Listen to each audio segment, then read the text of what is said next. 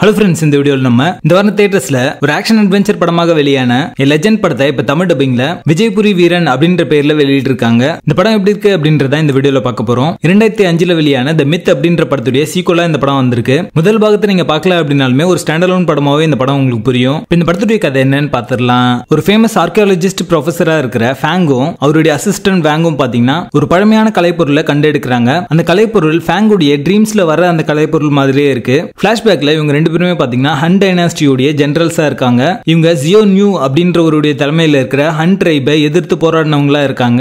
So இது பத்தின ஆராய்ச்சியில இவங்க இறங்கும் போது இவங்களோட கனவும் ரியாலிட்டியும் ஒரே நேர்கோட்டுல வர ஆரம்பிக்குது. இதுக்கப்புறம் நடந்த சுவாரஸ்யமான விஷயங்கள் என்ன அப்படின்றத இந்த படத்துடைய கதை.